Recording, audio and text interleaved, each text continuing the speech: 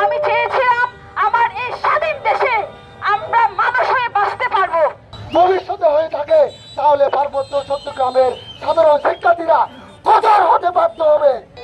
আমরা আগে সোশ্যাল মিডিয়ার মাধ্যমে জানতে পারি যে ধর্ষণকারী কারা এবং ধর্ষণ কারা করছে। আমরা 3 পার্বত্য জেলায় বিভিন্ন ধরনের বিভিন্ন সম্প্রদায়ের মানুষ বসবাস করছি। কখনো তো শোনা যায়নি কোনো চাকমা ছেলে কর্তৃক কোনো বাঙালি নারী ধর্ষণ হয়েছে, কিংবা কোনো মারমা কর্তৃক কোনো ত্রিপুরা নারী ধর্ষণ হয়েছে।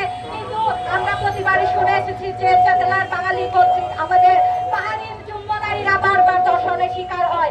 এই জেলার বাঙালিরা আমাদের দেশে আমাদের 3 পার্বত্য জেলার মধ্যে একটি অরাজকতা বিশৃঙ্খলা সৃষ্টি করছে, যা আমাদের মতো সচেতন এবং শান্ত পাহাড়িদের মধ্যে কোনোভাবে কাম্য নয়। আর কতজনের ধর্ষণ হলে আপনারা আমাদেরকে বিচার দিবেন না?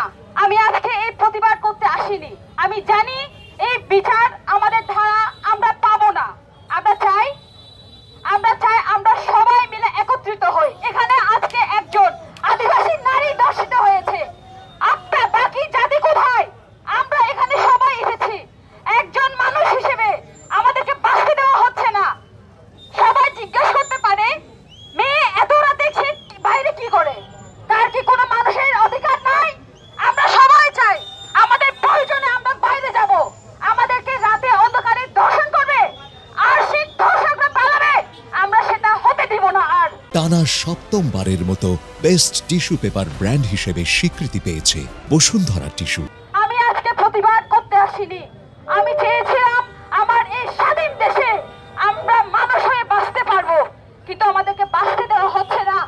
আমি সবার কাছে একটাই প্রশ্ন করতে চাই, আপনারা এখান থেকে ফিরে গিয়ে নিজের মনে নিজের মায়ের নিজের মেয়ের কাছে চোখ তুলে বলতে পারবেন কিনা যে মা, যে বোন, যে মেয়ে, তুমি স্বাধীন। 13 থেকে 14 বছর সে লজ্জায় এতদিন বলতে পারছিল না, মুখ খুলতে পারছিল না। কিন্তু সে যে ধর্ষণের শিকার হয়েছে, সে ধর্ষণের শিকার হওয়ার পর সে যখন মুখ খুলতে পারছিল না, পরিবারকে জানাতে পারছিল না,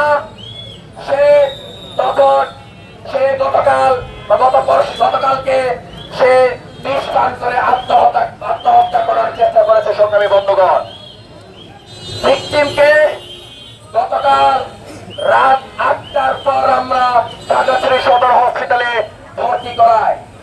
একই সাথে যে যারা ধর্ষণকারী ছিল তাদেরকে আমরা খাগড়াছড়ি সদর থানায় একটি মামলা করা হয় তাদের বিরুদ্ধে। সংগ্রামী বন্ধুগণ, এবং মামলা করার পর আমরা এটা জানতে পারি প্রশাসন গতকাল রাতের মধ্যে প্রায় 6 জন ধর্ষকের মধ্যে 4 জন ধর্ষককে গ্রেফতার করতে সক্ষম হয়েছে।